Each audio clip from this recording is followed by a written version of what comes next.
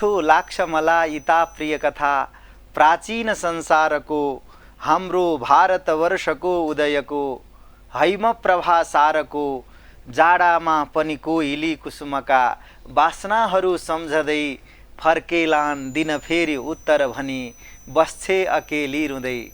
नमस्कार। प्रमाण तथ्य र युक्तिले सिद्ध गरिने विषय नै प्रमेय हो। कार्यक्रम प्रमेय संवादको आजको यो श्रृङ्खलामा यहाँहरू सबैजनाको हार्दिक स्वागत गर्दछु। म प्रस्तोता आकाश नीलम गोविन्द। मेरा प्रिय दर्शक महानुभावहरू, कार्यक्रम प्रमेय संवादको आजको यो श्रृङ्खलाका लागि मेरो अतिथिको रूपमा ओंकार टेलिभिजनको यो केन्द्रमा उपस्थित हुनुहुन्छ डाक्टर गोविन्द शरण उपाध्याय, जो दर्शन तथा मनोविज्ञान विभाग अन्तर्गत त्रिचन्द्र क्याम्पसमा प्राध्यापन गर्नुहुन्छ। मौलिक संस्कृति, भाषा, वेशभूषादेखि लिएर यावत मौलिकताको चिन्तन गर्ने, मौलिक संस्कृतिको व्याख्यान गर्ने र त्यो एउटा विहङ्गम अभियान छ, जरो किलो महाअभियान, त्यसका उपाध्यक्ष हुनुहुन्छ। धेरै किताब लेख्नु पनि भएको छ, किताब पढिरहने लेखिरहने बानी पर्नु भएको उहाँ मेरा आजका अतिथि डाक्टर गोविन्द शरण उपाध्यायजी, जो विश्व संस्कृत कार्य परिषदका संयोजक समेत हुनुहुन्छ। आज म यो श्रृङ्खलामा प्रमेय संवादमा उहाँसँग विश्व संस्कृत दिवसको पेरिफेरीमा रहेर र केही दर्शनसँग सम्बन्धित कुरा र केही मौलिकतासँग र उहाँको विज्ञतासँग जोडिएका केही विषयहरूमा आज संवाद गर्न गइरहेको छु। सर्वप्रथम म आजका मेरा अतिथि डाक्टर गोविन्द शरण उपाध्यायजीलाई हार्दिक स्वागत गर्दछु। डाक्टर गोविन्द शरण उपाध्यायजी, ओमकार टेलिभिजनको कार्यक्रम प्रमेय संवादमा यहाँलाई धेरै धेरै स्वागत छ। धेरै धेरै धन्यवाद आकाश नीलमजी, र साथसाथै यो ओंकार टेलिभिजन हेरेर बस्नु भएका सम्पूर्ण दर्शकवृन्दहरूमा, जिज्ञासुहरूमा हार्दिक नमन। हजुर, कस्तो छ अहिले कोरोनाको कहरमा कसरी समय बिताइरहनु भएको छ? कोरोना अब जताततै छ, विश्वभरि नै छ। अब भगवानको कृपा भन्नुपर्छ, पशुपतिनाथको कृपाले आफूले पनि सपरिवार कोरोनालाई जितियो त भन्दिनँ, तर यसचोटि चाहिँ रोगमुक्त भइयो भनेर चाहिँ भन्न सक्छु। हजुर, र हस्पिटल जानु परेन। हजुर, अब विषयमा आउँ अलिकति। विश्व संस्कृत दिवस भनेर यहाँ जो संस्थासँग सम्बन्धित हुनुहुन्छ, त्यसको नेतृत्वदायी भूमिकामै हुनुहुन्छ उपाध्यक्षको रूपमा। विश्व संस्कृत दिवसको आयोजन चौथो पटक हुन गइरहेको छ। यहाँभन्दा अगाडि यहाँहरूले 3 पटक गर्नुभयो। केलाई आधार मानेर विश्व संस्कृत दिवसको मानक केलाई मानेर यहाँहरूले त्यो रक्षाबन्धनको दिन सम्भवतः मनाउनुहुन्छ? त्यो उसको मानक र त्यसको आवश्यकता कसरी जन्मियो होला? विश्व संस्कृत दिवसलाई मेरा दर्शकहरूले बुझ्ने गरी यहाँलाई म बुझाइदिनको लागि पहिलो मैले जिज्ञासा राखेँ। धन्यवाद आकाशजी। सबभन्दा पहिला त म यो जिज्ञासा राखिदिनु भएकोमा तपाईँलाई चाहिँ हार्दिक धन्यवाद दिन चाहन्छु। मूलतः संस्कृत विश्वको सबैभन्दा प्राचीन भाषा हो, त्यही भएर पनि यसलाई देव भाषा पनि भनिन्छ भन्ने एउटा हाम्रो प्रचलन छ। र कतिपय देश विदेशका अनुसन्धानहरूले यो कुरालाई चाहिँ लगातार सिद्ध गर्दै पनि आएका छन्। र किनभने जब कुनै वस्तु, कुनै विषय, कुनै सभ्यता अथवा कुनै विषयवस्तुहरू चाहिँ अन्टिक हुन्छन्, प्राचीनतम हुन्छन्, मूलतः तिनको एउटा वैश्विक सान्दर्भिकता बढ्छ। यस अर्थमा संस्कृत भाषाको लिखित इतिहास नै कम्तीमा पनि 3500 वर्षको छ।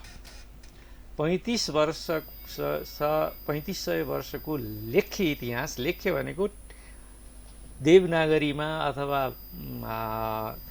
ब्राह्मी लिपिमा यो लिपिबद्ध भएका जुन विषयवस्तुहरू हुन्, तिनीहरू चाहिँ 3500 वर्षदेखि 2600 वर्ष पछाडि भेटिन्छन्।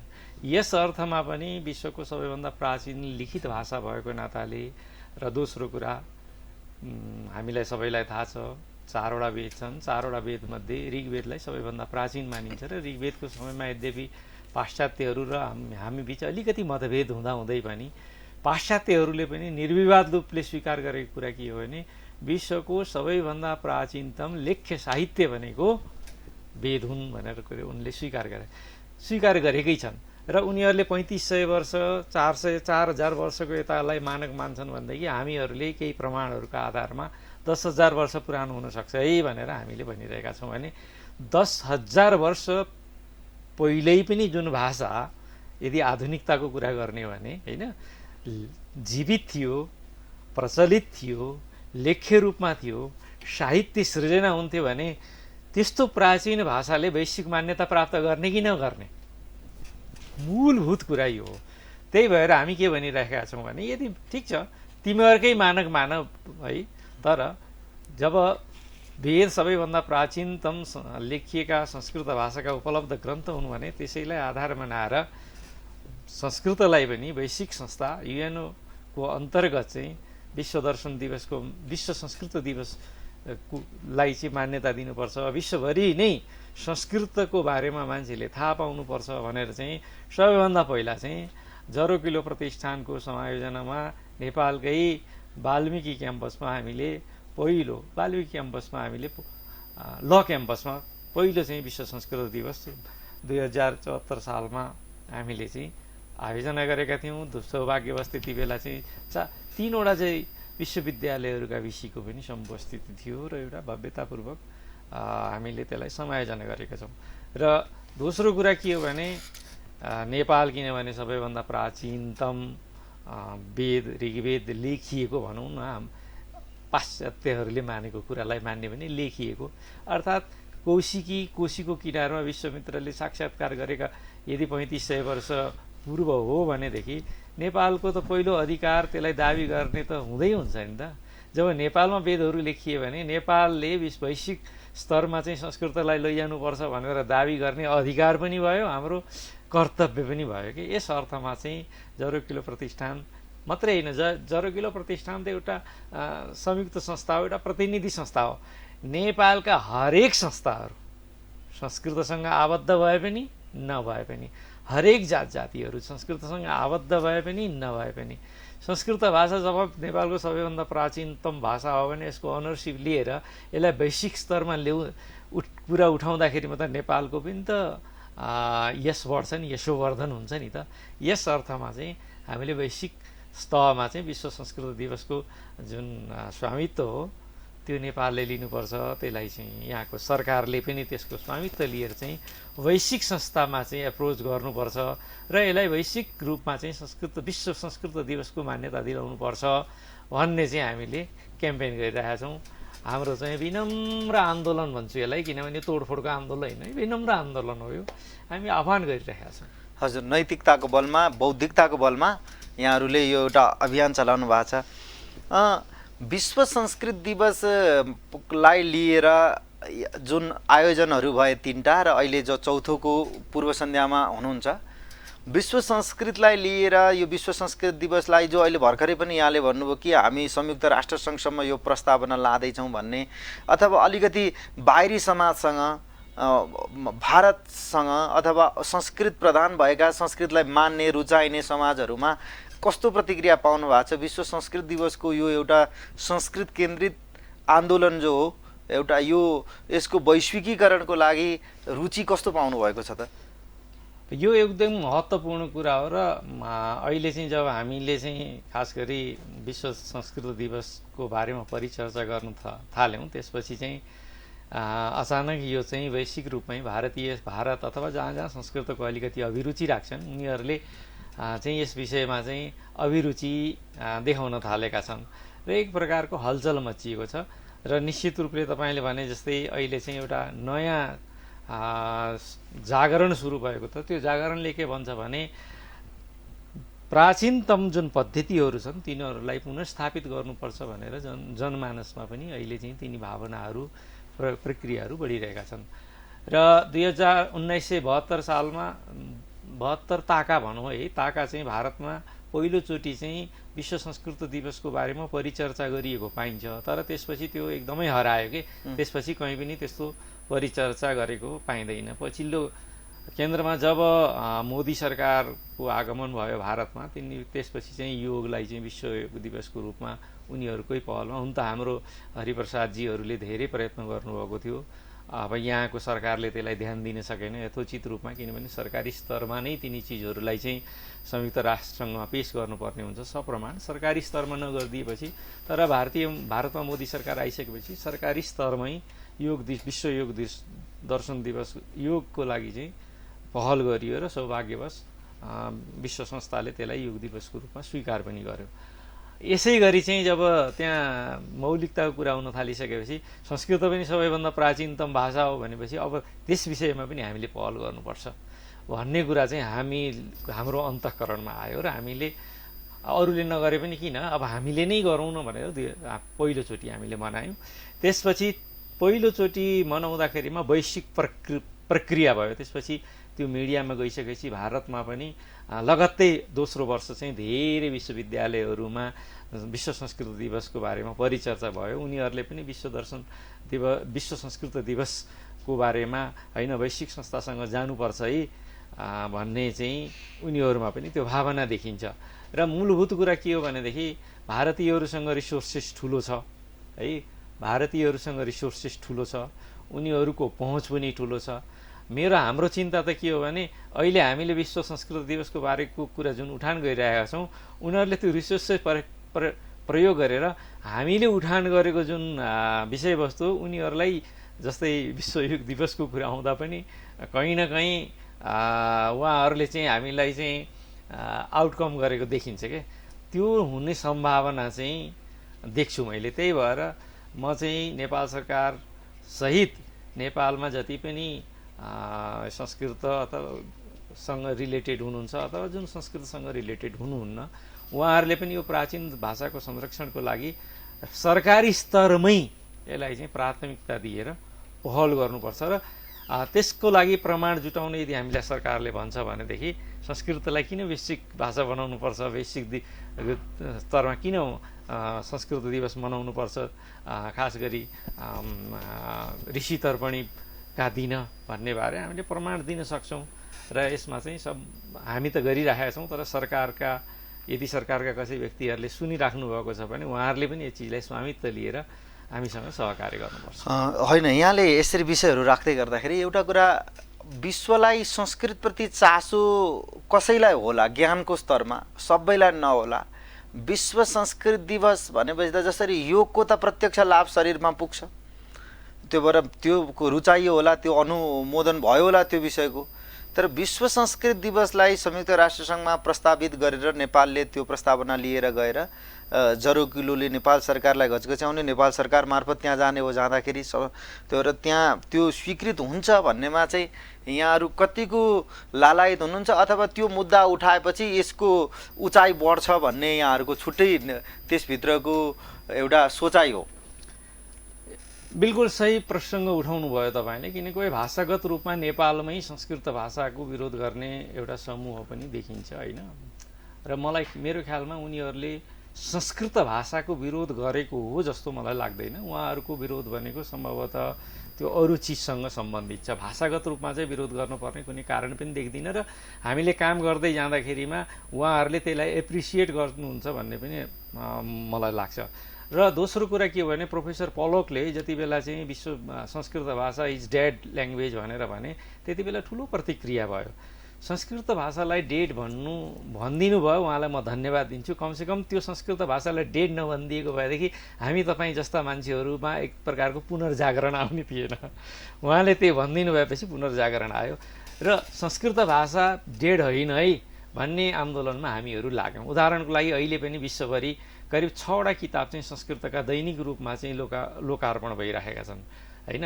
अहिले विश्वमा करिब 14वटा विश्वविद्यालयहरू चाहिँ संस्कृत भाषाका छन्। भर्खरै पोहोर मात्रै भारत सरकारले केन्द्रीय विश्वविद्यालय पनि संस्कृतमा खोल्यो र विश्वका करिब 200 डिपार्टमेन्टहरूमा युनिभर्सिटीहरूमा चाहिँ संस्कृत भाषाको पढाइ हुन्छ। जबकि ग्रिक भाषा, लेटिन भाषाहरूको पढाइ भनेको 8-10वटा विश्वविद्यालय मात्रै हुन्छ। भनेपछि संस्कृत भाषाको जीवन्तता त अझै पनि छ होइन।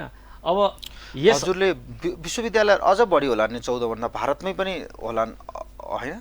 मैले मेरो जानकारीमा त्यति होला, त्यसलाई सुधार्न सकिन्छ किनभने मेरो जानकारीमा 14वटा विश्वविद्यालय नै संस्कृतका चाहिँ हजुर है नाममा, र विश्वविद्यालय पढाउने ठाउँ त कति छन् त्यसको हामी कुरै छोडौँ होइन, किनभने मैले भनिसकेँ करिब 2000 विश्वविद्यालयहरूमा चाहिँ संस्कृत भाषाका डिपार्टमेन्टहरू छन् है, 2000 लगभग भनेपछि अब विद्यार्थी सङ्ख्या कति होला, किनभने यो एक प्रकारको क्लासिक भाषा हो, त्यही भएर आजभोलिका म्यानेजमेन्ट साइन्स जस्तो भयङ्कर विद्यार्थी सङ्ख्या आएर यसको उलटपुलटै होला भन्ने आशा चाहिँ राख्नु हुँदैन।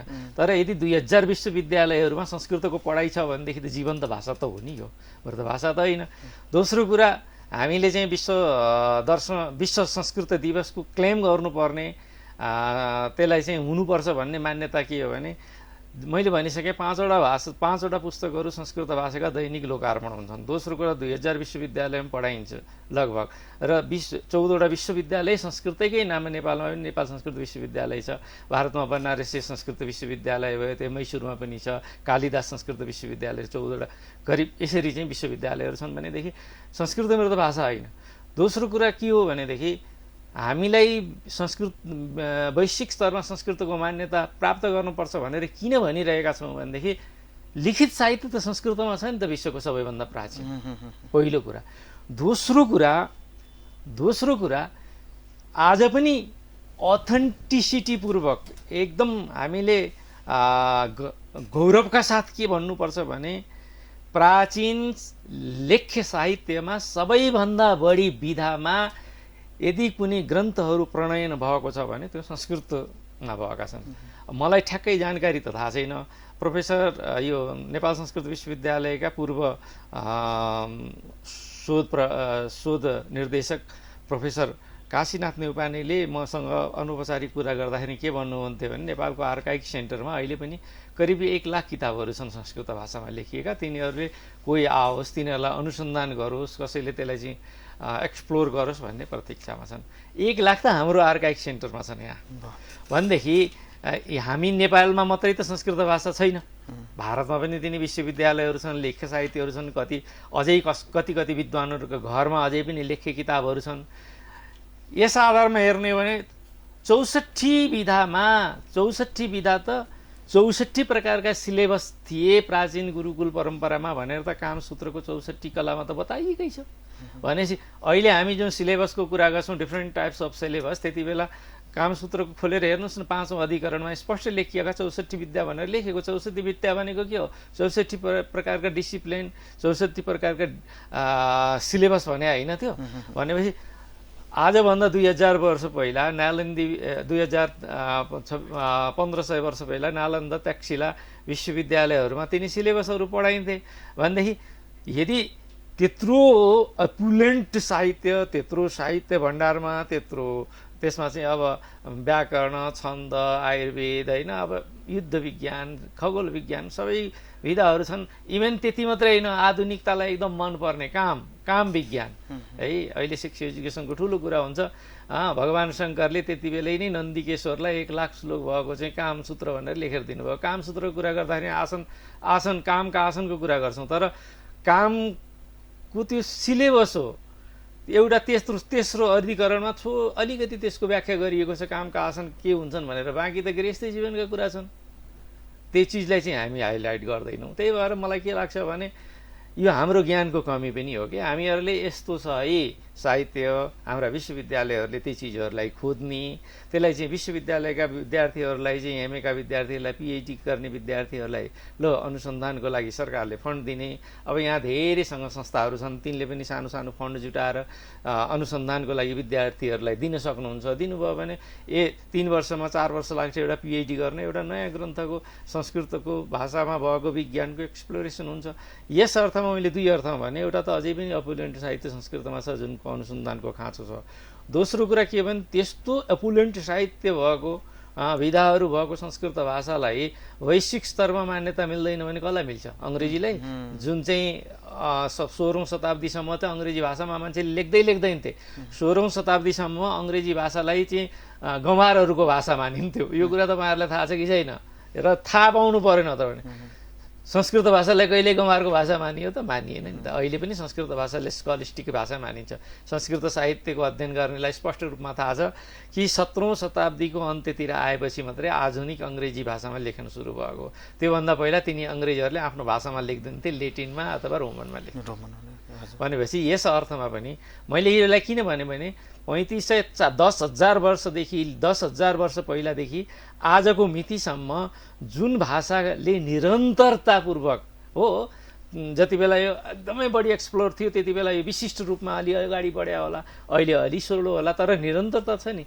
त्यस्तो निरन्तरता भएको भाषाले वैश्विक मान्यता नपाउने भने कसले पाउने त? हजुर, यहाँले आफ्ना सुन्दर तर्कहरू उपस्थापित गर्दै हुनुहुन्छ। मेरा प्रिय दर्शक महानुभावहरू, आज कार्यक्रम प्रमेय संवादको यो श्रृङ्खलामा हामी डाक्टर गोविन्द शरण उपाध्याय, जो मनोविज्ञान र दर्शनका एकजना कुशल विज्ञ हुनुहुन्छ, विभिन्न मौलिक संस्कृति केन्द्रित जरुकिलो लगायतका अभियानहरूमा त्यसको नेतृत्वदायी पङ्क्तिमा हुनुहुन्छ। म उहाँसँग संवादलाई अगाडि बढाउँछु। यहाँले कुराहरू बढाउनु भयो, जरुकिलोसँग म थोरै जोडिएँ किनभने यहाँ त्यसको उपाध्यक्ष हुनुहुन्छ। जरुकिलोले संस्कृतलाई जसरी राखेको छ उसको विचारमा त उसले मौलिक सारा चिजहरू, तामाङ भाषा, भोटे भाषा, गुरुङ भाषा, राई भाषा, मगर भाषा, लिम्बू भाषा, हाम्रो नेपाल भाषा, नेवारी भाषा, यी यावत चिजहरू छन्। यी अरूमा चाहिँ जरुकिलोको कतिको ध्यान पुगेको छ? किनभने व्यक्तिको आरोप आउँछ संस्कृतसँग अलिकति वैदिक सनातन हिन्दुत्व थोरै जोडिएको भएर, अनि संस्कृतलाई चाहिँ यति धेरै यहाँहरूले फोकस गरेर त्यसमा दत्तचित्त भएर त्यसका कार्यक्रमहरू वैश्विक रूपमै लान खोजिरहनु भएको छ। र हाम्रा अरू पनि त स्थानीय भाषाहरू छन्, त्यो प्रति चाहिँ जरुकिलोको अथवा यहाँहरूको बुझाइ के हो? एकदम महत्त्वपूर्ण प्रश्न तपाईँले उठाउनु भयो। पहिलो कुरा त जरुकिलो महाअभियान भनेको मौलिकताको संरक्षणको लागि नै हामी भएका मौलिकताहरूको उठान गर्नुपर्छ, यसमा रहेका विज्ञानहरूलाई पुनस्थापित गर्नुपर्छ भन्ने मान्यतामा राख्छौँ। नेपालका 123वटा जुन भाषाहरू छन् तिनी हाम्रै भाषा हुन्। तिनीहरूमा र संस्कृत भाषामा माथि तल गर्न आवश्यक छैन। सबै भाषा म चाहिँ ब्राउनको छोरो भएर कहिलेकाहीँ चाहिँ अपछुताउँछु कि किन म नेवार हुन्थेँ, गुरुङ हुन्थेँ, मगर हुन्थेँ भने जन्मदै मेरा दुईवटा भाषा हुन्थे होइन।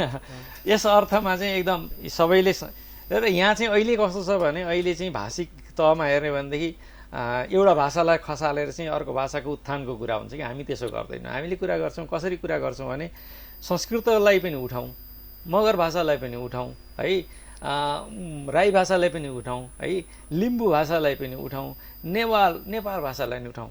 जब हामीले परस्पर सरितताको सम्बन्ध गरेर एक आपसमा सम्बल गर्छौँ, एक आपसमा सहयोग गर्छौँ, त्यसमा संस्कृतको डेभलपमेन्ट पनि हुन्छ, नेवारीको डेभलपमेन्ट पनि हुन्छ। तर तपाईँले संस्कृतलाई खसालेर अथवा नेवारीलाई खसालेर नेपालीलाई माथि उठाउने, नेपालीलाई खसालेर राई लिम्बू भाषालाई माथि उठाउनु भयो भने त्यो यतो भ्रष्ट ततो भ्रष्ट, त्यो पनि उठ्दैन, यो पनि भ्रष्ट। त्यही भएर हाम्रो जुन अभियानको मान्यता के हो भने नेपालका 123 भाषाहरू सबै महत्त्वपूर्ण छन्। तर किनभने संस्कृत भनेको जस्तै राई लिम्बू भाषा त नेपालसम्म सीमित छ नि त, नेवार भाषा त नेपालसँग सीमित छ र यसका साहित्य पनि सीमित छन्। यसको इतिहास पनि संस्कृत जस्तो 10,000 वर्ष पुरानो छैन र जति अपुलेन्ट साहित्य, जति विस्तृत साहित्यहरू, विषयवस्तुहरू संस्कृतमा समेटिएका छन् त्यसो छैन। अहिले नेपाली बोलौँ हामी, जस्तै उदाहरणको लागि नेपाली हामी बोल्छौँ, नेपालीमा 70% त हामी संस्कृत शब्दहरू छन्। इभेन नेवारीको कुरा गर्नुहुन्छ भने नेवारीमा एउटा शब्द छ, पोखरीलाई पुख भनिन्छ क्या। पुख शब्द चाहिँ कसरी बन्यो भन्ने बारे हामीले सोच्यौँ भनेदेखि बल्ल हामीले बुझिन्छ क्या। मैले नेवारले पनि संस्कृतको विरोध गर्दैन। पुख भनेको पुष्करिणी भनेको संस्कृतमा पोखरी हो है। पुष्करिणीबाट पुख बन्यो अनि पुष्करिणीबाट पोखरी बन्यो भन्यो आयो कि आएन त? भनेपछि हाम्रा भाषाहरू चाहिँ थानका अनुसार, ढङ्गका अनुसार त्यसमा अलिकति रूपान्तरण, पोखरी पुष्करिणी पोखरी भन्यो नेपाली आउँदा चाहिँ, नेवारी काठमाडौँमा आउँदा पुख बन्यो भने समस्या त्यो होइन। समस्या के हो भने यिनीहरूलाई समन्वय गरेर कसरी लैजाने भन्ने हो कि। त्यही भएर नेवारहरूमा पनि संस्कृत भाषा नभइकन चल्दैन। हाम्रो त वास्तवमा भन्यो भने हाम्रो जुन भारतवर्ष छ, भारतवर्ष अथवा हामी हिन्दू बौद्ध जैनहरू जन्मदेखि मर्दासम्म हामीलाई संस्कृत चाहिन्छ भने त्यो संस्कृत भाषाको त उत्थान हुनु पर्यो नि त। हजुर, संस्कृतलाई उठाएको खण्डमा संस्कृतको त्यसको विज्ञता समाजले बुझेको खण्डमा अन्य भाषालाई पनि समदुरीबाट लाभहरू छन्। राजवंशी, भोजपुरी, मैथिली लगायतका र अघि हाम्रा चर्चा भएका सबै भाषाहरूमा, स्थानीय भाषामा भन्ने यहाँको विषय।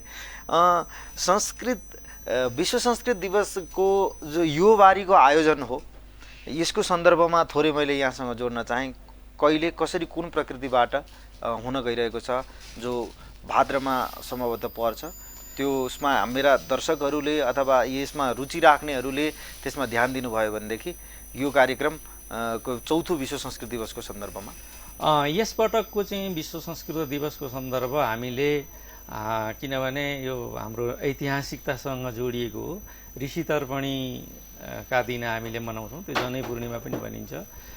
त्यो दिन चाहिँ हामीहरूले चाहिँ यसलाई मनाउँछौँ र अहिलेसम्म ठ्याक्कै स्थान कहाँ मनाउने, यो कोभिडले गर्दाखेरिमा वैश्विक स्तरमा कसरी मनाउने भन्ने निर्धारित नभइसकेको हुनाले, किनभने यो कोभिडको कहर त जताततै छ। कोभिडले गर्दाखेरिमा सम्भवतः हामी प्रत्यक्ष रूपमा नमनाउनु पनि सक्छौँ, जुमको माध्यमबाट मनाउने हो। र यसचोटि चाहिँ भदौ 6 गते चाहिँ हामीले विश्व संस्कृत दिवसको सन्दर्भलाई पारेर विश्व संस्कृत दिवस मनाउँदैछौँ। र साथसाथै नेपाल र यो ओंकार टेलिभिजन हेरिरहनुभएका दर्शकवृन्द, सुनिरहनुभएका दर्शकवृन्दहरूलाई, श्रोतावृन्दहरूलाई म के आह्वान गर्न चाहन्छु भने संस्कृत हाम्रो हो, संस्कृत भाषा हाम्रो हो, हाम्रो गौरव हो। र जरोकिलो प्रतिष्ठानले मात्रै होइन, हामी सबै जरोकिलो प्रतिष्ठान हौ, हामी सबै जरोकिलो प्रतिष्ठान हौ। कहाँ तपाईँ लोकेटेड हुनुहुन्छ त्यसबाट पनि अर्थ छैन।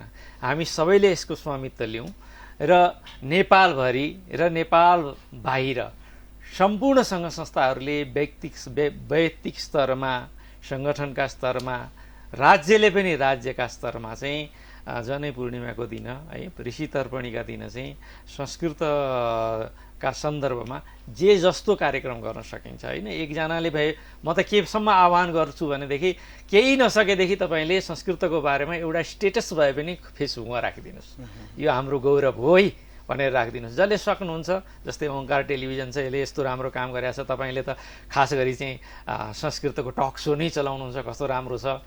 किनभने केही गिने चुने व्यक्तिहरू छन् जसले चाहिँ संस्कृतको टक सोहरू तपाईँको मेरो ख्याल 52 एपिसोड चल्दैछ होइन, अहिले लगभग वर्षभरि पुर्याइसक्नुभयो तपाईँले। तपाईँले यो महनीय कार्यको लागि तपाईँलाई बधाई पनि दिन चाहन्छु। भनेपछि यसरी ओंकार टेलिभिजनले पनि म आशा गर्छु त्यो दिन केही कार्यक्रम गर्ला होइन। ओंकार टेलिभिजन किन, नेपालभरिका सबै टेलिभिजनहरू, रेडियोहरूले यो सोहरूलाई चाहिँ अगाडि लैजानु पर्यो र लैजाउँ, सहकार्य गरौँ। र अर्कोचोटि चाहिँ यसलाई वैश्विक स्तरमा, राज्यकै स्तरमा हामीले चाहिँ संयुक्त राष्ट्रसङ्घ समक्ष चाहिँ प्रमाणसहित विश्व संस्कृत दिवस तोक्नको लागि आह्वान गरौँ। त्यो तोक्न कुन दिन भन्दाखेरि ऋषि तर्पणीका दिन। हजुर, यहाँले यो कुरा बताउँदै गर्दा एउटा तामाङको बच्चा गुरुङमा, राईमा, मगरमा यिनीहरूले पनि संस्कृतलाई मेरो हो भन्न सक्ने, विश्वविद्यालयमा अथवा विद्यालय स्तरमा, मावि, प्रावि इत्यादि स्तरमा अध्ययनरत एउटा सानो बच्चाले पनि त्यसमा अपनत्व महसुस गर्न सक्नु पर्थ्यो। त्यसमा त हामीबाटै अथवा त्यसको आफूलाई ठेकदार सम्झिनेहरू अथवा त्यसमा रमण गर्नेहरूले केही कमजोरी होला नि त, जो कि पहाड दूरदराजमा रहेर पाँचथरमा, भोजपुरमा, तेह्रथुममा, उता बागलुङमा, उता हिमाली भेगमा अध्ययन गर्ने सारा मान्छेले तराईमा सबैतिर संस्कृत मेरो हो भन्ने चिज त्यसले खिच्न सक्यो बाल मनोविज्ञानलाई भने अनि न त्यो लाभ होला। किनभने हामी विश्वसँग चाहिँ गयौँ तर हामीभित्र चाहिँ संस्कृतलाई कति प्रभावित गरेका छौँ भन्ने प्रश्न रहला नि। एकदम यो चाहिँ एकदम आधुनिकता अहिलेको सन्दर्भमा महत्त्वपूर्ण प्रश्न हो। आकाशजी प्रश्न गरिदिनु भएकोमा धेरै धन्यवाद। मेन कुरा के हो भने हामीले भाषालाई भाषाको रूपमा लिनुपर्छ। मैले भनिसकेँ कि नेपालको जुनसुकै भाषा हुन् त्यसमा चाहिँ संस्कृतको अनुसूचित छ, संस्कृत मिसिएको छ कि। अनि अर्को कुरा, संस्कृत थोपिनु हुँदैन, कुनै पनि भाषा थोपिनु हुँदैन। थोपियो भने प्रतिक्रिया हुन्छ। तर जब हामीले संस्कृतको वैशिष्ट्यता थाहा पाउँछौँ, उदाहरणको लागि त्यो वैशिष्ट्यता भने के भन्दाखेरिमा योगको रूपमा त संस्कृत भाषामा लेखिएको योग थियो, योग अहिले विश्व दिवसको रूपमा गइसक्यो। विश्वको सबैभन्दा प्राचीन ग्रामर केमा लेखिएको छ? संस्कृतमा लेखिएको छ। संस्कृत सबैभन्दा प्राचीन चाहिँ आर्कियोलोजी केसको छ, संस्कृतको छ। यिनी चिजहरूलाई हामीले ग्रेजुअली मान्छेहरूलाई चाहिँ भन्नु पऱ्यो कि अहिले समस्या के छ भने यो आधुनिकताको तडक भडकमा र मान्छेलाई चाहिँ हो पनि, किनभने अङ्ग्रेजी पढ्यो भनेदेखि मान्छेले चाँडै जागिर पाउँछ भन्ने पनि आशा हुन्छ। यसले गर्दाखेरिमा भाषिक रूपमा चाहिँ संस्कृत भाषालाई चाहिँ सरकारहरूले उत्थान गर्न नखोजेका होइनन्, तर पनि किनभने अहिले अङ्ग्रेजी भाषाले पेल्दो अवस्थामा, अङ्ग्रेजी भाषामा अपर्च्युनिटी भएको अवस्थामा व्यक्तिहरूलाई संस्कृतप्रति कन्भिन्स गर्न गाह्रो छ। तर पनि मलाई के लाग्छ भनेदेखि म के आह्वान गर्न चाहन्छु भने सरकारहरूले स्लोली ऐच्छिक रूपमा अहिले चाहिँ नेपाल सरकारले पनि प्रयत्न गरिरहेको छ, ऐच्छिक रूपमा संस्कृत भाषाको सिलेबस बनाएर 1 लाखदेखि MPhD गराउनुपर्छ। त्यसले गर्दा म यो भन्दिनँ कि यो चाहिँ लोक भाषाको रूपमा नेपाली जस्तै प्रचलनमा आउँछ, त्यो पनि म भन्दिनँ। तर हाम्रो जुन इतिहास हो, हाम्रो जुन मौलिकता हो, त्यो चाहिँ संरक्षण गर्नको लागि संस्कृतले मद्दत गर्छ। यो किन भनिराखेको छु भनेदेखि मैले यदि संस्कृतको मौलिकताको संरक्षण भयो भनेदेखि राईको, तामाङको, शेर्पाको, थकालीको यिनी सबैको मौलिकताको रक्षा हुन्छ। आज चाहिँ वज्राचार्यहरूले, बौद्धहरूले चाहिँ ओम मणि पद्मे ओम नभनिकन बौद्ध धर्म संस्था आरम्भ हुँदैन। त्यस्तै चाहिँ ओम हरिहन्ते नम नभनिकन चाहिँ जैन धर्म आरम्भ हुँदैन। ओम बोनको पनि त्यही हालत छ भनेदेखि हामीले भाषिक रूपमा भाषालाई घृणा गर्ने होइन, भाषा एउटा माध्यम हो। र अर्को कुरा के छ भने मैले अघि पनि यहाँहरूलाई निवेदन गरेँ, तामाङ भाषा मेरो भाषा हो। म गौरवका साथ भन्छु कि नेपालको मेरो भाषा हो तामाङ, तर म जान्दिनँ। त्यस्तै गरी एउटा तामाङले पनि संस्कृत भाषा मेरो हो तर म जान्दिनँ। तर एउटा तामाङले संस्कृत भाषा जान्दैन, जाने छ भनेदेखि यदि यहाँबाट चाहिँ कन्याकुमारी गएर त्यहाँ संस्कृत भाषाको कुनै मान्छे तामाङ होइन, त्यहाँ तामाङ भाषामा ऊ बोल्यो भने बुझ्दैन कसैले, तर ऊ तामाङले संस्कृत भाषा जाने छ र कन्याकुमारी गयो भने त्यहाँ उसले कम्युनिकेसन गर्न सक्छ भनेपछि यसको जुन स्पेस छ संस्कृत भाषाको यो बृहत छ। अब अङ्ग्रेजी पनि भाषा हो, अङ्ग्रेजी पनि जान्नुपर्छ। नेपालीहरूको दुर्भाग्य के हो भनेदेखि जुन आफ्नो मौलिक भाषा हो अङ्ग्रेजी भाषा जान्नु धेरै राम्रो कुरा हो, त्योभन्दा पनि राम्रो कुरा के हो भनेदेखि संस्कृत भाषा जान्नु हो कि। हजुर, यहाँले यी कुरा उठाउँदै गर्दा अलिकति हामी महाअभियानको सन्दर्भलाई यहाँ जोडौँ। डाक्टर निर्मलमणि अधिकारीजीले प्रतिपादन गर्नुभयो अथवा त्यो आन्दोलनको एउटा सांस्कृतिक मौलिकताको जुन एउटा सञ्जागरणको लागि यहाँहरू लाग्नुभयो, त्यसमा यहाँ उपाध्यक्षको रूपमा जो मैले अघि पनि सूचित गरेँ हुनुहुन्छ यहाँ हाम्रो दर्शकहरूको लागि। यो अभियान कहाँ पुगेको छ अहिले, यसले के गर्दैछ र अहिलेको गतिविधिमा र अहिलेका उपक्रमहरू कहाँ चल्दैछ यसको? यो संस्थासँग 0 किलो महाअभियानसँग जोडिएका करिब 14वटा संस्थाहरू छन् र वैश्विक स्तरमा नै यो फैलिएको छ। र हाम्रो चाहिँ मूल आन्दोलनको चाहिँ स्पिरिट, हाम्रो आन्दोलनको भावना के हो भनेदेखि नेपाललाई उत्थान गर्न छ भने नेपाली नै जाग्नुपर्छ र राज्य सञ्चालनदेखि लिएर अर्थ सञ्चालनदेखि लिएर सबै कुराहरू हाम्रो आफ्नो मौलिकताबाट सञ्जागरण हुनुपर्छ, उत्थान हुनुपर्छ भन्ने हामीले मान्यता राख्छौँ। र अहिलेको राजनीतिक जुन गतिविधिहरू छन् हामी सबैलाई थाहा छ कि हामी कोही पनि सन्तुष्ट छैनन्। जुन सत्तामा बसिरहनु भएको छ प्रधानमन्त्री नै भए पनि उहाँ पनि निराश हुनुहुन्छ जस्तो लाग्छ। र यो किन भयो भनेदेखि हामीले आफूभित्र रहेको कुरालाई चिनेनौँ कि। कस्तुरी मृग नाभि बसे मृग झुँडे वनमाई भन्ने एउटा हिन्दीमा उखान छ के होइन। चिन्नेलाई श्रीखण्ड, नचिन्नेलाई चाहिँ खुर्पाको बिँड भने जस्तै हामीहरू कहाँ पनि पद्धति छन् राज्य सञ्चालनका, जस्तै स्वराज्यम, वैराज्यम, पारमेष्टम राज्यम, 7-8 प्रकारका त हाम्रो राज्य सञ्चालनका पद्धतिहरू छन्। तिनीहरूबारे हाम्रो ध्यान गएन। हामीले के गर्यौँ भने जहिले पनि सजिलोको लागि, रेडिमेडको लागि बाहिरबाट ल्याउँ, राम्रो कुरा हो। बाहिरबाट ज्ञानका कुराहरू ल्याउनु, विज्ञानका कुराहरू ल्याउनु राम्रो कुरा हो। तर 72-75 वर्षसम्म त्यसलाई प्रयोग गर्दा पनि फेल भएको छ। 2017 सालमा पनि फालियो, त्यसपछि 35 सालमा फालियो, 47 सालमा फालियो, 73 सालमा फालियो, 72 सालमा फालियो। अब पनि त्यसैले हुन्छ, त्यसैले नै नेपालको विकास हुन्छ भन्ने यो हट धर्मिता हामीले त्याग्नुपर्छ। अब कुरा के हो भने जब तिनी प्रतिमानहरू हाम्रो मौलिकतामा छन् भनेदेखि हाम्रो नेतृत्वदायी भूमिकाहरूले बरु त्यसलाई अनुसन्धान गरौँ, र राम्रो चिजहरू उनीहरूबाट पनि लिउँ। उनीहरूबाट लिने मात्रै होइन कि यिनी पद्धतिहरू हामी उनीहरूलाई दिने, उनीहरू रिसाइभर हुन् के, उनीहरूलाई दिन पनि सकौँ क्या हामीले। म त दर्शनशास्त्रको विद्यार्थी हेर्नुहोस्, म त के भन्छु भने नेपालले विज्ञान अर्थात् यहाँबाट एरोप्लेन बनाएर निर्यात गर्न सक्दैन होइन, सेटेलाइटहरू बनाएर निर्यात गर्न सक्दैन, मोबाइल फोन अहिलेसम्म बनाएको छ। हामीले निर्यात गर्ने के भन्दाखेरि हामीले ज्ञान पद्धति हो, उनीहरू ज्ञान पद्धतिका भुका छन् भनेपछि हामीले सफ्ट पावर निर्यात गर्न सक्छौँ क्या हामी। तर त्यो सफ्ट पावर निर्यात गर्नको लागि त हामीसँग भएको जुन प्राचीन वैभव छ त्योभित्र चाहिँ डुबुल्की मार्न पऱ्यो नि, अनुसन्धानको वातावरण तयार गर्न पऱ्यो नि। र त्यो जब डुबुल्की मारेर खोजेर स्थापित गर्दा पनि देशको विकास भएन, प्रतिमान बदलिएन भने बल्ल हामीले सोच्नुपर्छ हामीले त्यस्तो काम कहाँ गरेका छौँ त। प्रश्न त्यो हो कि हामी के भन्छौँ भनेदेखि हाम्रा प्रतिमानहरू छन्, तिनी प्रतिमानहरूलाई पुनस्थापित गरौँ। र अहिलेको जुन यथास्थिति नेपालको 72 वर्षसम्म पनि कुनै 72 वर्षको मान्छे शिशु हुन्छ। नेपालका नेताहरूको भाषण सुन्नुहोस् त, 72 वर्षको परिवर्तन पनि शिशु छ, प्रजातन्त्र के को 72 वर्ष पनि कुनै शिशु हुन्छ।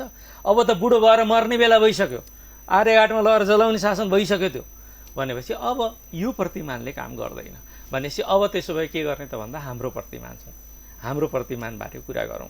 र मैले फेरि पनि भने असल कुराहरू विश्वबाट ल्याउनुपर्छ, तर हामीहरू कहाँ भएका असल कुराहरूलाई डिगिङ आउट गरेर उत्खनन गरेर अनुसन्धान गरेर हामीले उनीहरूलाई लयौँ भने योग दिवसको बारेमा हामीले कुरा गऱ्यौँ, उनीहरूले बेनिफिट हार्दिकताका साथ स्वीकार गरेका छैनन् त, गरेका छन् नि त। त्यस्ता हार्दिकताका साथ स्वीकार गर्ने हामीसँग धेरै चिजहरू छन्, हामी एभिडेन्स छन् त्यस्ता। हामी त्यो एभिडेन्सका साथमा नेपाललाई अग्रणी बनाउनुपर्छ भन्ने आन्दोलनमा छौँ। कतिपयलाई लाग्छ यो त अति महत्त्वाकाङ्क्षी योजना भएन त भनेर भन्छन्। जुन पनि राम्रा कुरा हुन्छन् सुरुवात गर्ने मान्छेलाई चाहिँ सुरुको केन्द्रमा अति महत्त्वाकाङ्क्षा नै लाग्छ है।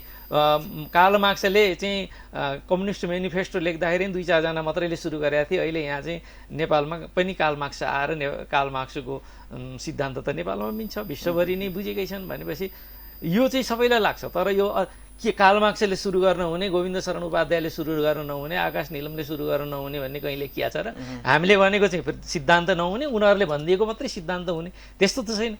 कहिलेकाहीँ तपाईँ नेपालीहरूले पनि स्वीकार गर्नुहोस् न, गोविन्द शरण उपाध्याय, निर्मलमणि अधिकारी, आकाश नीलम अथवा तिनी व्यक्तिहरू पनि सिद्धान्तकार हुन सक्छन्, उनीहरूको सिद्धान्तले विश्वलाई प्रभावित पार्न सक्छ, परिवर्तन गर्न सक्छ भन्ने कुरा विश्वास सुरु गर्नुहोस् त। अनि हामी नेपाल वैश्विक स्तरमा पुग्छ पुग्दैन। यहाँले यी कुरा भन्दै गर्दाखेरि मलाई के आइरहेको थियो भने यिनै मौलिक कुराहरू जो हामीहरूसँग भएको अत्यन्तै लोभलाग्दो भाषिक बहुलता र सांस्कृतिक बहुलताको बीच रहेको सुन्दर चिन्तन जो छ, तर संस्कृतलाई लिएर अथवा भनौँ हामीहरूले उठाउँदै गरेका मौलिक दार्शनिक इत्यादि चिजहरूलाई लिएर समीपवर्ती देश जो छ हामीसँग करिब करिब सांस्कृतिक रूपमा मिल्ने, उहाँहरूको बुझाइ के रहेको छ त? कतिपय ठाउँमा समन्वय गरेर जानुपर्ने स्थिति बन्न सक्ला, त्यहाँ पनि तमाम विद्वानहरूको उपस्थिति छ। यहाँहरूले त्यस्तो खालको कुनै समन्वयात्मक कार्यक्रम अथवा उहाँहरूको बुझाइ कस्तो पाउनु भएको छ? अब यसमा तपाईँको इसारा सायद भारतलाई लिएर होला, किनभने सबै खाले छन् त्यहाँ मान्छेहरू। कोही चाहिँ एकदम सकारात्मक सोच राख्नुहुन्छ, होइन सहकार्य गर्नुपर्छ भन्नुहुन्छ, कोही चाहिँ त्यो अङ्ग्रेजी सोच छ उहाँहरूसँग, डोमिनेट गर्ने, होइन नेपालीहरूले केही गर्न सक्दैनन्, भारत भनेको हामी नै हौँ, संस्कृत भाषा भनेको हामी हौँ भन्ने त्यो डोमिनेटिङ नेचर पनि छ र त्यो उहाँहरूले कहिलेकाहीँ प्रदर्शन गर्नुहुन्छ। तर अब उहाँहरूसँग रिसोर्सेस पनि ठुलो छ, मान्छेहरू पनि बढी छन्, विश्वविद्यालयहरू बढी छन्। हामीले चाहिँ मैले भनिसकेँ कि हामीले सप्रमाण पेश हुने हो कि उहाँहरूसँग यिनी एभिडेन्सेस। कौशिकी किनारमा ऋग्वेद लेखिएको ऋषि हो, त्यो त हामीसँग प्रमाण छ। के अरे जैमिनीले काठमाडौँ के अरे गण्डकीको किनारमा जैमिनी सूत्र लेखेका हुन् भन्ने हामीसँग प्रमाण छ। कपिलवस्तु नेपालमा छ, बुद्ध नेपालमा जन्मिएका हो, ज्ञान प्राप्ति इन्डियामा गएर, किनभने त्यति बेला इन्डिया र नेपाल भन्ने त्यस्तो भौगोलिक विभाजन त सधैँ थिएन, राजनीतिक सीमा थिएन, ज्ञान त सबैतिर प्रकाशित हुन। ऋषिमुनिको त भ्रमणशील हुन्थे, उनीहरू चाहिँ भारतमा जन्मे कि नेपाल जन्मे भन्ने पनि होइन। तर जब भौगोलिक एकाइको रूपमा दुईटा देश बनिसकेका छौँ हामी भनेदेखि यसमा चाहिँ के हुन्छ, महत्त्वपूर्ण के हो भनेदेखि भारत र नेपालका विद्वानहरूले यस विषयमा समन्वय स्थापित गर्नुपर्छ। र उहाँहरूसँग हामी विनम्रतापूर्वक आग्रह गर्न चाहन्छौँ कि विश्व संस्कृत दिवस होस् अथवा अन्य संस्कृत प्राचीन वैदिक संस्कृति सम्बन्धी अन्य सम्पदाहरू किन नहुन्? तिनीहरू चाहिँ भारतीय मात्रै होइनन्, तिनी नेपालीय पनि हुन् अथवा वैश्विक निधि हुन् भनौँ, वैश्विक निधि हुन्। र तर त्यसको चाहिँ स्वामित्व चाहिँ हामीले ग्रहण गर्नुपर्छ क्या, किनभने नेपाल र भारत हुन् है जसले चाहिँ यसको स्वामित्व ग्रहण गर्नुपर्छ। र स्वामित्वमा विवाद गर्न चाहिँ भारतले पनि हामीले स्वीकार गर्नुपर्छ कि होइन, हामी संयुक्त सहयोगी हौँ, यिनी चाहिँ दाजुभाइ होइनौँ, सहयोगी सहकार्य गर्ने हो भन्ने कुरा उहाँहरूले पनि स्वीकार गर्नुपर्छ। र मलाई आशा छ कि विद्वज्जनहरूले त्यो कुरालाई सहज रूपमा स्वीकार गर्नुहुन्छ र त्यसको लागि चाहिँ यो कोलोनियल माइन्ड भन्छन् कि हामी, एउटा अङ्ग्रेजीमा टर्म छ कोलोनियल माइन्ड, अङ्ग्रेजकालीन माइन्डलाई चाहिँ उहाँहरूले छोड्नुपर्छ, त्यो समन्वयको माइन्डमा आउनुपर्छ। हजुर, अलिकति अब हामी कार्यक्रमको अन्तिममा छौँ, सम्भवतः यो अन्तिम प्रश्न छ यहाँको लागि। यहाँ प्राध्यापनमा हुनुहुन्छ दर्शन तथा मनोविज्ञान विभाग अन्तर्गत। यो दर्शन चाहिँ हाम्रो मौलिक दर्शन शास्त्रको रूपमा प्रतिष्ठापित भइसकेका दर्शनभन्दा जो अहिले यहाँहरूले जुनको एउटा अभियान चलाइरहनु भएको छ, महाअभियान, त्यो दर्शनलाई चाहिँ विश्वविद्यालयहरूमा हाम्रै यहाँकै स्वदेशी विश्वविद्यालयहरूमा जोड्न बरु बाहिरतिर पढाइ भएको सुनिन्छ, चाहिँ कतिको पहल गर्नुभएको छ र त्यसमा भएका त्यो नीति निर्माणको तहमा अथवा व्यवस्थापकीय भूमिकामा भएका उच्च पदस्थ कार्यकारी हैसियत राख्नेहरूले कसरी लिन्छन्, यो कुरा कतिसम्म पुगेको छ? अब यो कस्तो हो भनेदेखि निश्चय रूपमा चाहिँ हाम्रो दृष्टिकोणमा र अनुसन्धानले प्रमाणित भएको कुरा के हो भनेदेखि हामीले जुन अभियानको कुरा गरिरहेका छौँ तिनी चाहिँ कुनै मनगढन्ती होइन, यिनीहरू ऋग्वेदबाट अथवा त्रिपिटकहरूबाट अनि त्यहाँबाट साम्य सूत्रहरूबाट लिएका विषयवस्तुबाट यसको जग छ कि। अब नयाँ नयाँ कुरा आउँदाखेरिमा धेरै मान्छेहरूले पत्याउँदैनन्, यो एकदमै स्वाभाविक कुरा हो। र जसरी जसरी हामी स्थापित हुँदै जान्छौँ, अनुसन्धान जिज्ञासा बढ्दै जान्छ, हामीले देखिरहेका छौँ यो विगतका 5 वर्ष यता मान्छेहरूप्रति चाहिँ मौलिकताप्रति स्वसंस्कृतिप्रति अभिरुचि एकदम जाग्दो छ। त्यसैको परिणाम चाहिँ यो अहिले हाम्रो टक सो पनि हो, त्यसैको परिणाम यो टक सो पनि हो, संस्कृत दिवस पनि हुन्। इभेन पूर्व प्रधानमन्त्री केपी ओलीले पनि धेरैचोटि चाहिँ संस्कृतको बारेमा होइन आफ्नो, अब त्यो के रूपमा भन्नुभयो त्यो कुरालाई छोड्नु, तर उहाँले बोलेर चाहिँ यसलाई, र अहिले आएर चाहिँ एउटा खुसीको कुरा हो र मान्छेहरूको अभिरुचि चाहिँ यसमा जोडिन थालेको छ। त्यही पनि किनभने हामीहरूमा के छ भने साम्यवाद अथवा लोकतन्त्र प्रजातन्त्र यिनी शब्दहरू हाम्रो माइन्डमा चाहिँ अकुपाइड भएका छन् कि, त्यसलाई चाहिँ हामी चाहिँ के भन्छौँ भनेदेखि यो माइन्ड वास भइसकेको छ, र हामीलाई चाहिँ के लाग्छ भने होइन यसको अप्सन नै हुनसक्छ, प्रजातन्त्रको के अप्सन हुनसक्छ, पुँजीवादको के अप्सन हुनसक्छ, साम्यवादको के अप्सन हुनसक्छ, हामीले त्यो विश्वास गर्न सकिरहेका छैनौँ क्या। स्लोली यसलाई 3-4-5 वर्ष त भयो नि जम्मा होइन, स्लोली स्थापित हुन समय लाग्छ। र अहिले चाहिँ तपाईँले हेर्नुभयो राजनीतिक वृत्तमा होस् या सामाजिक वृत्तमा होस् मौलिकताको कुरा हुन थालेको छ नि। भलै संस्कृतको विरोध भएको होला, तर संस्कृतको विरोध गर्दा पनि मान्छेले मौलिकताको कुरा गरेका छन् नि त अहिले त, त्यो हाम्रो जित हुँदैछ क्या, त्यो हाम्रो स्थापित वैचारिक रूपमा अब रह्यो कुरा विश्वविद्यालयको स्तरमा अथवा नेतृत्व तहमा यो के हुँदैछ भनेर भन्नुभयो भने समय लाग्छ, हामी आत्तिनु हुँदैन। वैचारिक कार्ल मार्क्सको सिद्धान्त होस् अथवा अन्य व्यक्तिको सिद्धान्त होस्, आज हामी कार्ल मार्क्सको कुरा गर्नुहुन्छ भनेदेखि 160 वर्ष यता गएका छौँ बल्ल यो स्तरमा आएको छ भनेपछि हामी आत्तिनु हुँदैन। हाम्रो जग राम्रो छ, हाम्रो जग राम्रो छ, यसले विश्वलाई चाहिँ असल चिज दिन्छ र वैश्विक स्तरमा हाम्रो नेपालीको परिचयलाई स्थापित गर्छ। र जब यो कुरा स्लोली जनताले रियलाइज गर्दै जानुहुन्छ र अन्यहरू चाहिँ आफै छुट्दै जान्छन् क्या, आफै छुट्छन्, पुरानो भइसके कपडा फाल्नु पर्दैन क्या, च्यातिएर जान्छ यिनी चिजहरू पुराना हुन्छन्, नयाँ चिजहरू बढ्दै जान्छन्। हजुर, हामी समयको अन्तिमतिर छौँ, केही चिज यहाँलाई दर्शकहरूसँग भन्न छुटे जस्तो लाग्यो अथवा मैले प्रश्नमा अब यो छोटो बसाइमा यावत कुराहरू जोड्न गाह्रो हुन्छ, तसर्थ केही त्यस्तो छ भने कृपया। अहिलेको लागि त म यति भन्छु कि आगामी श्रावण भदौ 6 गते विश्व संस्कृत दिवस हामी मनाउँदैछौँ र नेपालका सम्पूर्ण व्यक्ति सङ्घ संस्था इभेन सरकारलाई पनि त्यो दिन चाहिँ संस्कृत दिवसको महत्त्व, संस्कृत भाषाको महत्त्व, संस्कृत भाषाको उपयुक्तताबारे चाहिँ कार्यक्रम गरौँ।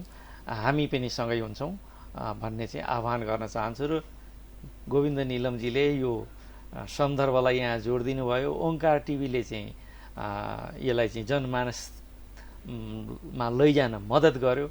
ओङ्कार टिभी परिवार र आकाश निलम गोविन्दजीलाई यो कार्यक्रममा मलाई बोलाउनु भएर आफ्ना कुरा राख्न दिनुभएकोमा हार्दिक धन्यवाद दिन्छु।